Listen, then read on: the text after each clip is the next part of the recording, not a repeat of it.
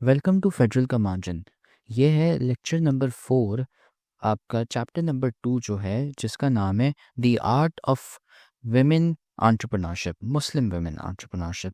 अब हमने है ना पिछले 3 लेक्चर्स में सबसे पहले तो हमने कॉम्प्रिहेंशन पढ़ लिया। उसके बाद हमने वोकैबलरी के अल्फाज किए, ग्रामर एंड वोकैबलरी, ग्लॉसरी के वर्ड्स थे, उसकी डेफिनेशंस और सेंटेंसेस किए।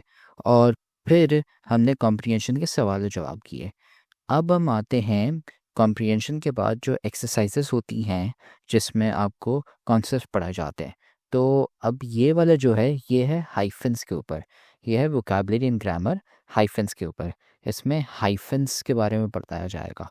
तो वीडियो शुरू करने से पहले चैनल को आप सब्सक्राइब कर लें। और हम शुरू करते हैं कि यार हाइफन होता क्या है। तो यार अब मैं ना आपको एग्जांपल देता हूँ। 41। अब ये 41 है नंबर, ठीक है। इसके है ना, यहाँ पे मैंने ऊपर नंबर फॉर्म में लिखा है और यहाँ पे मैंने है ना स्पेलिंग लिखी है उस नंबर की। तो अब आप है ना गौर से देखें और ये है ना, यहाँ पे रिकग्नाइज करें कि यार ये 41 है और ये एक अल्फाज है, ठीक है। एक वन वर्ड है, मतलब एक ही अल्फाज, ठीक है। 41 एक ही अल्फाज है, ठीक है। लेकिन इसकी जो स्पेलिंग है यार, उसमें दो अल्फाज आ रहे हैं। एक ये आ रहा है 40 और एक आ रहा है और 1। तो यार जब मैं स्पेलिंग उसकी लिखता हूँ तो उसमें दो अल्फाज आ जाते हैं। और ये मसला है, क्योंकि यार जब मैं 41 कह रहा हूँ, अब यार मैंने आपके सामने 41 लिख लिया। अब आपको कैसे पता कि यार मैं 41 कह रहा हूँ, मतलब 41, या मैं 40 और 1 अलग से कह रहा हूँ। ये तो कंफ्यूजिंग है। तो अब हमें पता कैसे चलेगा कि यार ये हमने 41 लिखा है या 40 या 1 अलग करके लिखा है। तो इस कंफ्यूजन को ख़त्म करने के लिए हाइफन्स आते हैं। हाइफन क्या है? एक लाइन है और आप बस सीधी सी, जैसे सब्ट्रैक्शन लाइन होती है वैसे ही आप, ये एक लाइन है। हाइफन क्या करता है? बताता है कि यार ये एक ही अल्फाज है। तो जब दो अल्फाज यहाँ पे है ना, ये आप देख रहे हैं, ये दो अल्फाज, ये दो अल्फाज है। मैं ये कर दूंगा, मैं इन दोनों के बीच में एक लाइन लगा दूंगा, वो है हाइफन। जब मैंने ये लगा दिया तो इसका मतलब ये है कि ये दोनों एक हैं। इन दोनों को कनेक्ट कर दिया मैंने एक लाइन से, समझे? रस्सी है, उन दोनों से बांध लिया मैंने इन दोनों अल्फाज को, ठीक है। तो उसकी वजह से अब ये जो हाइफन है ना, ये कहता है कि यार ये है आपका सिर्फ एक अल्फाज। क्या मतलब है? एक अल्फाज। अगर मैं 40-1 लिखता हूँ तो इसका जो मतलब है वो है 41। और अगर मैं हाइफन यहाँ पे नहीं लगाता, अगर मैं फॉर एग्जांपल मैं लिखता हूँ 40 और फिर 1 लिखता हूँ, तो ये दो अलग अलग अल्फाज हैं। दो अलग अल्फाज कौन से? ये 40 है और ये 1 है, ठीक है। हाइफन से अगर होता ये है, हमने एक लाइन लगा दी यहाँ पे और कह दिया यार ये एक ही अल्फाज है 41, इसको आप एक ही समझो, और 41। अब ज़रूरी नहीं है कि यार ये नंबर्स में भी हो, पैसे है ना अल्फाजों में भी आते हैं। अल्फाजों में कैसे आते हैं? अब एग्जाम्पल ऊपर लिखिए, let's say editor in chief. ये अल्फाज एडिटर इन चीफ, यार इसको हम अलग अलग करके लिखते हैं। सबसे पहले एडिटर, फिर हो गया इन, और फिर हो गया चीफ। अब सबसे पहले एडिटर का क्या मतलब है? और सबसे इम्पोर्टेंट बात, हमने इस चैप्टर की ग्रेन टेस्ट का जो प्रैक्टिस टेस्ट है उसका लिंक हमने डिस्क्रिप्शन में डाल दिया है। आप डिस्क्रिप्शन में जाकर ये ऊपर पहला लिंक है प्रैक्टिस ग्रेन टेस्ट को, यहाँ पे जाएं और सॉल्व करें और प्रैक्टिस करें। यहाँ से आपने अगर प्रैक्टिस कर ली, आपके एग्जाम्स के अंदर एमसीक्यूज के अंदर 100% मार्क्स गारंटेड है। उसके अलावा अगर आपको हमारे फ्री नोट्स चाहिए, lecture, guest papers, model papers चाहिए, तो इस पहली वाली लिंक पे क्लिक करके आप हमारे चैनल को ज्वाइन हो जाए और दूसरी वाली लिंक को क्लिक करके आप हमारा व्हाट्सएप ग्रुप है इंपॉर्टेंट प्रीमियम, उसको ज्वाइन हो जाएं, ठीक है। अगर आपको ट्यूशंस वगैरह के अंदर एनरोल होना है, कोई डाउट है, तो ये हमारा व्हाट्सएप नंबर, इस पर क्लिक करेंगे आप डायरेक्ट व्हाट्सएप पे चले जाएंगे और तमाम बुक्स के पीडीएफ इस वाले यहाँ पर आखिरी वाले आपके पास गिवन है, आप यहाँ से कोई भी बुक उठा सकते हैं, आपकी जो मर्ज़ी चाहे सारी की सारी क्लासेस का। इसके साथ-साथ आपसे रिक्वेस्ट है आप चैनल को सब्सक्राइब और वीडियो को लाइक भी कर दें। लोगों ने आपके लिए एक पेज निकाल दी है हमारी, जिसके अंदर आपको इंग्लिश की पूरी तैयारी करवाई जाएगी और इंग्लिश की लाइव ऑनलाइन क्लासेस ज़ूम पर दी जाएँगी। आपको पूरी बुक कवर करवाई जाएगी और आपको एग्ज़ाम के हिसाब से भी प्रिपेयर किया जाएगा। चैप्टर टेस्ट होंगे, आपकी वीकली टेस्ट लिया जाएगा और सबसे इम्पोर्टेंट चीज़ आपके एग्ज़ाम राइटिंग मेथड सेशंस दिए जाएँगे कि भाई एग्ज़ामिनर को क्या चीज़ चाहिए, एग्ज़ाम के पेपर के अंदर लिखते ही कैसे हैं। और सबसे इम्पोर्टेंट हमारे guess paper, target paper, model paper जो हम देते हैं ना आपको गेस पेपर, उससे 60 टू 70% तो आपका पेपर लग ही जाता है, तो आपकी 70% तो तैयारी हो गई। और अल्हम्दुलिल्लाह अल्हम्दुलिल्लाह अल्लाह के शुक्र से हमारे बच्चों के 85 से 90% से अबव आ ही जाते हैं बिल्कुल आसानी से, जो इस चीज़ को फॉलो करते हैं। और इसकी फ़ी पता है पूरे साल की एक सब्जेक्ट की कितनी है? सिर्फ़ और सिर्फ़ 3000 रुपये आप लोगों के लिए। पहले पिछले साल 12,000 थी, उससे बड़ी भी थी, लेकिन अभी आप लोगों के लिए हमने कर दी है सिर्फ़ और सिर्फ़ 3000 रुपये।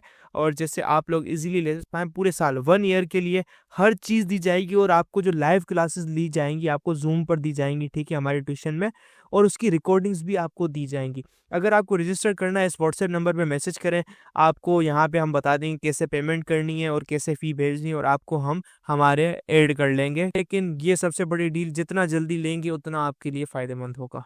अच्छा, सबसे पहले एडिटर इन चीफ होता क्या है? ये पूरा अल्फाज हाइफन के साथ। हाइफन के साथ यार एडिटर इन चीफ वो होता है, वो बंदा जो आपने जो देखे होंगे यार, आपके घर में अखबारें आती हैं, या फिर अखबारें छोड़ दें, न्यूज़ चैनल देखते हैं, आपने देखे होंगे जियो न्यूज़, CNN और ऐसे बहुत सारे होंगे। तो उनमें यार एडिटर इन चीफ्स होते हैं, वो बंदे होते हैं जो न्यूज़ लिखते हैं, ठीक है? ये एडिटर इन चीफ्स होते हैं जो है ना आपके न्यूज़ लिखने वाले के जो हेड्स होते हैं ना, जो बिल्कुल जो ऊपर वाले जो होते हैं, एडिटर के हेड्स होते हैं, वो होते हैं आपके एडिटर इन चीफ्स। वो आपके बॉस, मतलब समझे, एडिटर बॉस होते हैं। तो यार सबसे पहले ये एडिटर इन चीफ है। अब एडिटर का क्या मतलब है? एडिटर का मतलब वो बंदा जो लिखता हो आपके न्यूज़पेपर, ठीक है, या फिर और भी बहुत सारी चीज़ें, लेकिन अभी फ़िलहाल हम एडिटर को है ना ख़ास तरीके से वो कहते हैं कि यार वो बंदा जो आपके है ना न्यूज़ लिखता हो। ये एक अल्फाज हो गया, ठीक है। फिर उसके बाद इनका मतलब अंदर, और फिर चीफ आ गया, चीफ मतलब बॉस हो गया। तो अब एडिटर का मतलब यार वो बंदा जो न्यूज़पेपर जो होता है उसको लिखता है, इन मतलब उसके अंदर, और चीफ का मतलब बॉस। अब एडिटर इन चीफ, यार आप एडिटर इन चीफ अलग लिखेंगे बगैर हाइफन्स के, तो यार इसका मतलब ये कि एडिटर आपका चीफ के अंदर है, बॉस के अंदर है। यार इंसान के अंदर तो नहीं हो सकता एडिटर आपका चीफ के अंदर है, नहीं, वो गलत है। इसलिए हम यहाँ पे हाइफन्स यूज़ करते हैं। जब हम हाइफन्स यहाँ पे यूज़ करते हैं तो उससे हमें क्या पता चलता है कि यार ये एडिटर इन चीफ है, मतलब ये बॉस है यहाँ का, मतलब ये जो न्यूज़पेपर जो लिखते हैं ना, ये उसका बॉस है। ये इसका मतलब है एडिटर इन चीफ का। और अगर आप बगैर हाइफेंस के लिखते हैं वो गलत होगा, क्योंकि आपका एडिटर कभी चीफ के अंदर हो ही नहीं सकता, ऐसा हो ही नहीं सकता, नामुमकिन है। तो ऐसे है ना और भी सारी एग्जांपल्स हैं।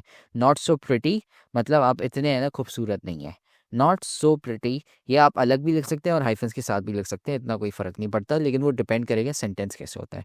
रन डाउन मतलब है कि इसके बहुत सारे मायने हो सकते हैं अलग अलग अंदाज में। और अप टू डेट मतलब आज तक की तारीख में। बेल लाइक मतलब बेल की तरह। 51 मतलब एक नंबर 51। एंटी न्यूक्लियर मतलब न्यूक्लियर, न्यूक्लियर जो ना हो, मतलब न्यूक्लियर के अगेंस्ट जैसा हो। तो ये हो गए हाइफेंस के एग्जाम्पल्स के होते क्या है। अब हम है ना इनके वो करते हैं सवालात। तो यार सबसे पहले तो यहाँ पे है ना दिए हुए हैं सवाल। इनमें बस हमें ये देखना है कि इनमें हाइफेंस लगेंगे या नहीं, अगर लगेंगे तो कहाँ पे लगेंगे वो हमें लिखने होंगे। तो सबसे पहले she is a well known author. तो यार सबसे पहले देख के वेल एंड नोन, इन दोनों के बीच में हाइफन लगेगा। क्यों लगेगा? क्योंकि वेल एंड नोन हम चाह रहे हैं कि यार ये बहुत ही मशहूर ऑथर है, मतलब ये जो ऑथर है ये मशहूर है। अब यहाँ पे मशहूर आप कैसे लिखोगे?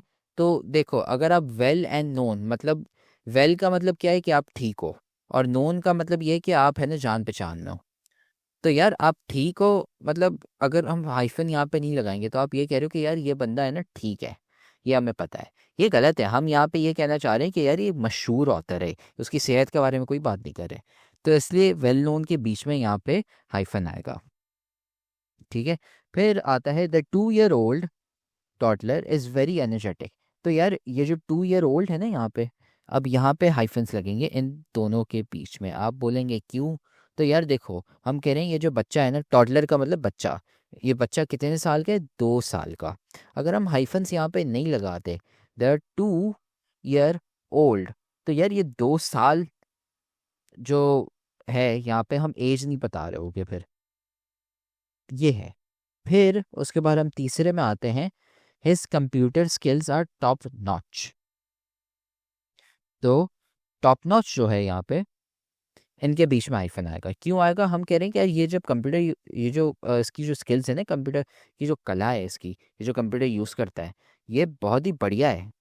तो अगर हम टॉप नॉच अलग लिखेंगे तो हम ये नहीं कह रहे कि यार ये बढ़िया है, टॉप नॉच साथ करके लिखते हैं हाइफन में, तो यार इसका मतलब ये बहुत ही बढ़िया है कंप्यूटर इस्तेमाल करने में। अगर हम हाइफन नहीं लगाते वहाँ पे, टॉप का मतलब ऊपर और नॉच का मतलब निशान, तो यार ये तो गलत हो जाएगा। टॉप नॉच का मतलब यार अब बहुत ही बढ़िया हो, इसलिए।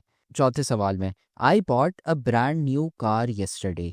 तो यार ये जो ब्रांड और न्यू है ना, इन दोनों के बीच में अम, आ जाएगा हाइफन। क्यों? क्योंकि यार ब्रांड न्यू, हम इससे ये कहना चाह रहे हैं कि ये सबसे लेटेस्ट गाड़ी है, मतलब सबसे सबसे लेटेस्ट, मतलब अभी अभी निकला है मॉडल, समझे, कल ही निकला है, मतलब सबसे लेटेस्ट मॉडल हमने खरीदा है।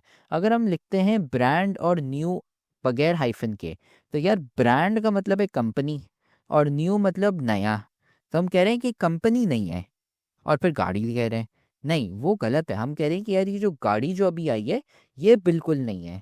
हम ये नहीं कहना चाह रहे कि यार जो गाड़ी की कंपनी है वो नहीं है। अगर आप बगैर हाइफन के करेंगे तो आप ये कह रहे होंगे, लेकिन हम ये कहना चाह रहे हैं गाड़ी नहीं है, ये नहीं कि गाड़ी कंपनी नहीं है, ये सीन है। फिर आते हैं पांचवे में, the restaurant offers gluten free options. तो यार ग्लूटेन और फ्री के बीच में यहाँ पे नॉच, यहाँ पे, तो यार यहाँ पे है ना ग्लूटेन और फ्री के बीच में आ जाएगा। तो यार यहाँ पे अब है ना ग्लूटेन और फ्री के बीच में हाइफन आ जाएगा। आप बोलोगे क्यों? यार ग्लूटेन फ्री, हम अगर यहाँ पे हाइफन नहीं लगाते तो हम ये कह रहे हैं कि यार हम ग्लूटेन फ्री में दे रहे हैं, लेकिन हम ये नहीं कहना चाह रहे। हम ये कहना चाह रहे हैं कि यार जो खाने जो रेस्टोरेंट में मिल रहे हैं ना, उसमें ग्लूटेन नहीं होता, मतलब ग्लूटेन फ्री होता है, मतलब ग्लूटेन होता ही नहीं है उसमें। हम ये कहना चाह रहे हैं, ये नहीं कहना चाह रहे कि आप रेस्टोरेंट में आओगे तो आपको ग्लूटेन फ्री में मिलेगा, वरना ये उस रेस्टोरेंट का तो लॉस हो जाएगा। इसलिए ग्लूटेन फ्री का मतलब ये कि इस खाने में ग्लूटेन नहीं है। फिर अब हम आते हैं दूसरे सवाल में, fill in the blanks with the correct hyphenated nouns और एडजेक्टिव्स। तो यार अब हमें है ना, ये 5 सवाल है, इनके बीच में हमें यहाँ पे अल्फाज लिखने हैं जो फिल इन दी ब्लैंक करने हैं, बेसिकली जो यहाँ पे ना मायने सही रख। अब सबसे पहला सवाल है, the dash was decorated for holiday season. तो यार अब इसमें ना बहुत सारी चीज़ें आ सकती हैं। मैं यहाँ पे लिखूँगा क्रिसमस ट्री। मैं ना जवाब अब इस इधर लिखने वाला हूँ ब्लैंक की जगह, क्योंकि वहाँ पे ना मेरे लिए जगह कम है। आप उधर लिख सकते हैं, लेकिन मैं यहाँ पे लिख रहा हूँ अभी क्रिसमस ट्री। अब ये एक जवाब है, इसमें आप है ना बहुत सारे और भी चीज़ें डाल सकते हैं। तो लेकिन मैंने क्रिसमस ट्री चूज़ किया, क्यों? यार यहाँ पे हॉलीडे सीज़न की बात हो रही है, मतलब एक कोई है ना हॉलीडे आती है तो यार क्रिसमस होता है, तो मेरे जहन में क्रिसमस आया। आ, ठंड की छुट्टियाँ होती है, मेरी फेवरेट होती है विंटर वेकेशंस। फिर उसके बाद यार अब हमें है ना डेकोरेट करना था, तो आप यहाँ पे, मैंने बोला चलो क्रिसमस ट्री कर लेते हैं। क्रिसमस हाउस भी आ सकता है, या फिर बहुत सारी चीज़ें आ सकती हैं यहाँ पे। हैलोवीन ट्री आ सकता है, हैलोवीन हाउस आ सकता है, तो मैंने क्रिसमस ट्री कर लिया यहाँ पे। और भी बहुत सारी आ सकती हैं, लेकिन चले क्रिसमस ट्री यहाँ पे क्यों होगा? क्योंकि यार सबसे पहले तो हमें यहाँ पे हाइफन वाले डालने हैं, तो हाइफन का हमें ख्याल रखना है, हाइफनेटेड नाउन्स और एडजेक्टिव्स। अब यार ये जो क्रिसमस ट्री है, अगर मैं यहाँ पे बीच में हाइफन नहीं लगाता तो यार ये दो अलग अल्फाज हो जाएंगे, एक क्रिसमस अलग जो इवेंट है, और ट्री और अलग। ये एक अल्फाज नहीं होगा, जो गलत होगा। हमें एक ही अल्फाज चाहिए। हम कहना चाह रहे हैं यार ये जो पेड़ है ना, क्रिसमस ट्री, क्रिसमस पेड़ या क्रिसमस ट्री, ये है ना, हमने इसको सजाया है। हम ये नहीं कहना चाह रहे क्रिसमस और ट्री अलग अलग यहाँ पे, इसलिए। फिर अब हम आते हैं दूसरे सवाल में, माई dash is full of childhood memories. तो यार जब मैं सोचता हूँ चाइल्डहुड मेमोरीज का मतलब क्या है यार, बचपन की यादें। तो यार जब मैं बचपन की यादें सोचता हूँ, वो कहाँ पे होती हैं, तो यार मुझे आता है यार कि पुराना ज़माना होता था, तब तो यार हमारे पास सैमसंग आईफोन के मोबाइल नहीं होते थे। तो तब होती थी कैमरास, और उनकी जो तस्वीरें होती थी हम प्रिंट करके रखते थे फ़ोटो एल्बम्स में। तो फ़ोटो एल्बम यहाँ पे आएगा, और फ़ोटो और एल्बम, उनमें यहाँ पे हाइफन लगेगा। क्यों लगेगा? क्योंकि हम चाह रहे हैं एक ही अल्फाज फ़ोटो एल्बम, जो पूरा एल्बम है हम वो चाह रहे हैं, रादर देन अगर हम हाइफन नहीं लगाते तो दो अल्फाज हो जाएंगे, एल्बम और फ़ोटो। हमें एल्बम का फ़ोटो नहीं चाहिए, हमें जो एल्बम है ना, फ़ोटो एल्बम, उसके अंदर हमारी तस्वीरें चाहिए, हमें एल्बम ऊपर से उसकी कोई तस्वीर नहीं चाहिए, इसलिए यहाँ पे हाइफन आएगा। अब आते हैं हम तीसरे सवाल में। We attended a dash conference on technology. अब यार मैंने एक कॉन्फ्रेंस, मतलब एक मीटिंग होती है जिसमें ना वो टेक्नोलॉजी के बारे में बता रहे थे, यार कंप्यूटर ये होते हैं, एआई होते हैं, और वगैरह वगैरह। तो यार अब मैं कहता हूँ कि वो जो कॉन्फ्रेंस था ना, बहुत बढ़िया था, क्योंकि वो बहुत बढ़िया तरीके से है ना ऑर्गेनाइज हुआ हुआ था, मैनेज हुआ हुआ था, इवेंट मैनेजमेंट उसकी बहुत अच्छी थी। तो यार अब है ना, यहाँ पे कौन सा अल्फाज आ सकता है, तो एक अल्फाज है वेल ऑर्गेनाइज्ड। अब वेल ऑर्गेनाइज्ड का मतलब क्या है, कि यार ये जो कॉन्फ्रेंस है ना, बहुत ही अच्छे तरीके से ऑर्गेनाइज किया गया था।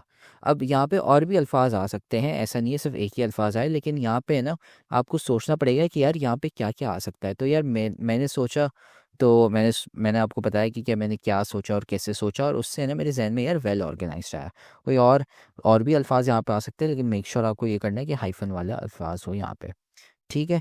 तो और भी आंसर्स आ सकते हैं। आप कहेंगे कि यार मुझसे अभी जवाब नहीं आ रहे, तो अगर किसी को यार अभी जवाब नहीं आ पा रहे उसके दिमाग में, तो यार मैं आपको दो एडवाइस दूंगा।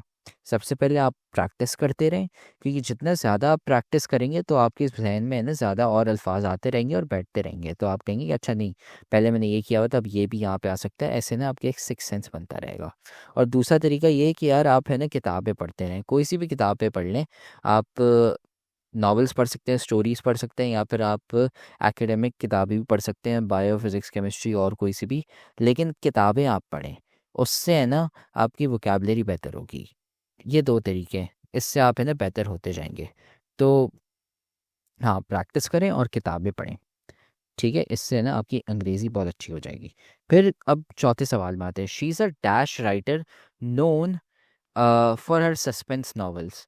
तो यार हमें पता है कि यार ये राइटर है ना, ये सस्पेंस की नॉवेल्स लिखती है। सस्पेंस वाली जो कहानियाँ होती है ना, सस्पेंस बिल्डअप करने वाली, उनके लिए वो ज़्यादा बहुत है ना, मतलब वो जानी जाती है। तो यार मैं कहता हूँ कि यार ये है ना राइटर मशहूर है, तो मैं कह सकता हूँ यहाँ पे वेल नोन,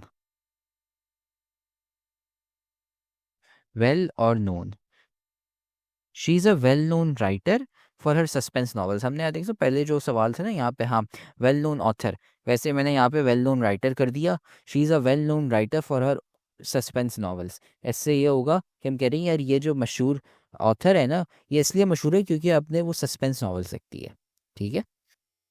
तो अब हम आते हैं तीसरे सवाल में। Complete each sentence with the correct word ending in a from the given options. सबसे पहला सवाल करते हैं। The weather outside is very dash today. तो यार हमें ये होगा कि हमें ऑप्शंस दिए गए हैं रफ और टफ, और अब हमें है ना वहाँ पे लिखना है कि यार यहाँ पे क्या आएगा। तो the weather outside is very dash today, तो यहाँ पे आंसर आएगा रफ। रफ है आज का वेदर, मतलब ड्राइनेस है या फिर तूफान आया हुआ है, डिपेंड करता है कॉन्टेक्स्ट में। But the weather outside is very rough today, ये होगा यहाँ पे। ठीक है। तो आंसर इसका है रफ। फिर अब अच्छा, अब जो ये बाकी चार सवाल आ रहे हैं इसमें ऑप्शन नहीं दिए हुए, क्योंकि यहाँ पे ना एक एरर है। तो अब हम ये करते हैं कि देखते हैं कि अगर ये ऑप्शन यहाँ पे फिट होता है या नहीं, और अगर नहीं होता तो हम है ना फिर एक सवाल सोचते हैं, एक जवाब, एक अल्फाज सोचते हैं। I can't believe you ate the whole pizza, you have a big dash enough. तो अब यार यहाँ पे सबसे पहले इनफ तो नहीं आएगा, ठीक है, ये मैं इतना बता दूँ। अब दूसरा मसला इस सवाल में ये कि यार यहाँ पे एक अल्फाज आना चाहिए था जो यहाँ पे नहीं लिखा हुआ। वो अल्फाज है ना यहाँ पे यार, प्रिंटिंग एरर है, कोई नई बात नहीं है। यहाँ पे ना एपेटाइट होना चाहिए, ये एक अल्फाज है जो प्रिंट होना चाहिए था, वो हुआ नहीं। तो ये सेंटेंस ही है ना गलत लिखा हुआ है। होगा ये कि यार जो अल्फाज मिसिंग था ना, वो था एपेटाइट। एपेटाइट का मतलब खाना। You have a big appetite, और फिर उसके बाद यहाँ पे फिल इन द ब्लैंक आएगा। अब मसला ये कि यार इन्होंने है ना ये गलती कर दी। तो खैर, अब सबसे पहले यहाँ पे इनफ नहीं आएगा, यहाँ पे है ना एक और अल्फाज आएगा। कौन सा अल्फाज आएगा? तो सबसे पहले मैं करूँगा ये, मैं यहाँ से ना ये अल्फाज हटा दूंगा, ये काम का नहीं है। तो ठीक है, अब हम यहाँ पे है ना ब्लैंक लगाते हैं और हम कहते हैं you have a big appetite, comma, dash. अब यहाँ पे आएगा दो। ये ना यहाँ पे गलती थी, लेकिन आपको है ना ये सवाल मैं सॉल्व करके दिखा रहा हूँ। अगर ऐसी गलती होती है तो आप है ना सवाल से छोड़ सकते हैं। ये मैं बता रहा हूँ क्योंकि मुझे यहाँ पे है ना एक मसला दिखा और मैंने बता दिया कि यार ये यहाँ पे मसला है। तो क्वेश्चन ही है ना यहाँ पे प्रिंट गलत हुआ है, और अगर वो सही प्रिंट हुआ होता तो यहाँ पे you have a big appetite, comma, तो ये है ना जवाब होता। फिर अब हम आते हैं तीसरे सवाल में। The boat sail smoothly through the dash water. अब प्लो यहाँ पे लिखा हुआ है यार, ये प्लो ये गलत है, ये नहीं होगा यहाँ पे। यहाँ पे होगा रफ वाटर, क्योंकि यार बेसिकली हम ये कहना चाह रहे हैं कि यार जो आपकी कश्ती है वो है ना सुकून से निकल गई, और रफ वाटर से मतलब यार वहाँ पे तूफान आया था, वेव्स चल रही थी। तो हम ये कहना चाह रहे हैं कि यार ये है ना कश्ती जो है वो सुकून से निकल गई, मसला नहीं हुआ, तो रफ वाटर यहाँ पे आएगा। और प्लाव गलत है, प्लाव मतलब है ना खेती बाड़ी से रिलेटेड है, तो वो तो नहीं होने वाला समंदर में यार, कश्तियों में। तो अब हम आते हैं चौथे सवाल में। We will need to work dash this problem. अब थ्रू सही क्यों है? क्योंकि यार थ्रू हम ये कहना चाह रहे हैं कि ये जो मुसीबत आई हुई है, ये जो मसला आया हुआ है, ये हमें ना साथ में है ना मिलके है ना इसको सॉल्व करना है, इसको है ना सुलझाना है। ठीक है, अब हम आते हैं पांचवें सवाल में। He is trying to dash the difficult math equation.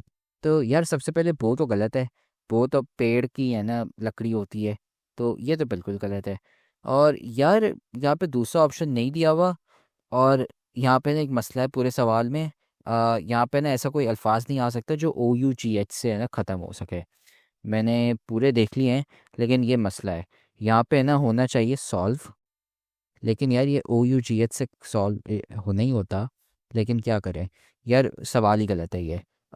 ऐसा कोई अल्फाज नहीं है जो OUGH से एंड हो और यहाँ पे आ सके और सेंस भी बने उसकी। तो ये सवाल ही गलत है, और ना इन्होंने ऑप्शन दिया हुआ है, तो वरना इनको पता चल जाता, मैं भी देखूंगा ऐसा कौन सा है। लेकिन नहीं, गलत दिया हुआ है यहाँ पे। तो हाँ, इसका हम कुछ नहीं कर सकते, लेकिन खैर दो सवाल गलत हैं, लेकिन इन तीन के हिसाब से ना आपको होपफुली आइडिया हो गया होगा कि यार कैसे सॉल्व करते हैं। अब हम आते हैं चौथे सवाल में। Create hyphenated phrases using the word high in different context, for example high pitched. तो यार अब हम यहाँ पे है ना, अब ये पांच सवाल हैं, तो यार इनमें ये कि नाउन्स दिए हुए हैं। माउंटेन पहाड़, स्कूल स्कूल, जंप मतलब कूदना, टाइड मतलब जो समंदर में होती है ना वेव्स, वो, और फाइव मतलब पाँच। तो अब हमें है ना यहाँ पे ऐसे अल्फाज यूज़ करने हैं जो हाई से शुरू होते हो, हाइफन लगा हो, और वो है ना उसको समझा रहे हो, डिस्क्राइब कर रहे हो इन अल्फाजों को, नाउन्स को। तो यार सबसे पहले माउंटेन।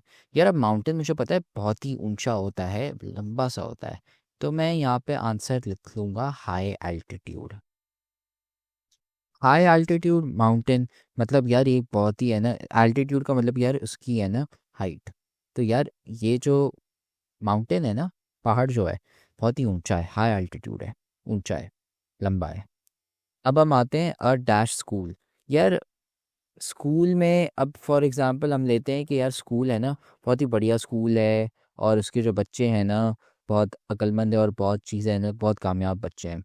तो यार हम कह सकते हैं कि यार उन्होंने है ना बच्चे क्योंकि बहुत कामयाब है तो उन्होंने बहुत अचीव किया हुआ, तो हम यहाँ पे लिख सकते हैं high achieving school. High achieving कि यार इसके जो बच्चे हैं ना बहुत अचीव करते हैं, मतलब अच्छी अच्छी है ना बड़ी बड़ी चीज़ें, मतलब बहुत कामयाब है, हाई अचीविंग। अब तीसरे सवाल में आते हैं। ए डैश जंप। अब यार इसमें मैंने एक है ना ऊंचा सा जंप मारा, मैंने है ना मैं मतलब बहुत ही बहुत ही ऊपर है ना हाई जंप मारता हूँ, तो बहुत ही ऊंचा जंप मारता हूँ मैं। तो यार जब मैं ऊंचा मतलब जंप मारता हूँ, कूदता हूँ, तो यार जितना ज़्यादा आप ऊपर से मारोगे तो खतरा भी है कि यार आपको है ना चोट लग जाए। तो इसका हम करते हैं हाई रिस्क जंप।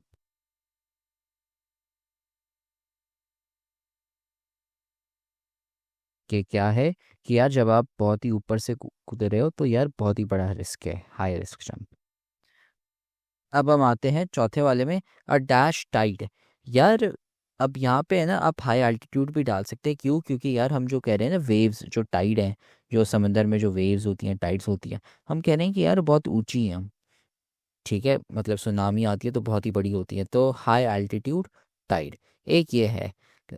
लेकिन प्रैक्टिस के तो आप है ना यहाँ पे हाई एल्टीट्यूड लिख सकते हैं, वैसे ही जैसे पहला पार्ट है ना, वैसे ही है ना चौथे पार्ट का भी हाई एल्टीट्यूड आप लिख सकते हैं। फिर आता है आखिरी वाला, अ डैश 5।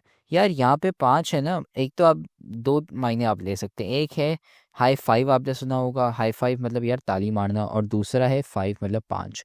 तो हम यहाँ पे है ना ताली वाला हाई फाइव ले रहे हैं। अब यार जब मैं किसी को हाई फाइव करता हूँ, मतलब यार अब जब जैसे है ना मैं हाई फाइव देता मारता हूँ किसी को, मतलब है ना मैं किसी को ताली देता हूँ, तो यार मैं ज़ोर से मारता हूँ, ज़ोर से। तो यार ज़ोर से तब मारते हैं जब यार आप ताकत बहुत ज़ोर से लगाते हैं, तो हम इसको कहते हैं high energy five. High energy five. ठीक है, मतलब मैं ज़ोर से है ना उसको ताली दे रहा हूँ। तो इससे हो गया चौथा सवाल। अगर आपको समझ नहीं है आप वापसी वीडियो भी देख लें, या फिर आप हमें है ना मैसेज भी कर सकते हैं। लेकिन इसके है ना मैंने आपको दो तरीके बताए हैं कि यार अगर आपको इसमें बेहतर होना है तो आप ज़्यादा प्रैक्टिस करें और साथ में किताबें ज़्यादा पढ़ें, क्योंकि इससे है ना फिर आपके है ना बहुत अच्छे हो जाएंगे। फिर अब हम आते हैं पांचवी एक्सरसाइज में, hyphen use in compound adjectives. Rewrite the following sentences adding hyphens to create compound adjectives where needed. अब यार इसमें है ना बस हमें वो डालने हैं हाइफन्स। तो यार सबसे पहला सवाल, she is a woman of 20 years old. तो यार हम यहाँ पे कहना चाह रहे हैं ये 20 साल की औरत है, तो हम यहाँ पे है ना इधर हम डाल देंगे हाइफन्स। क्यों डालेंगे? क्योंकि हम कहना चाह रहे हैं ये 20 साल की है, और वरना ये तो अलग है ना सही नहीं होंगे। ये हो गया।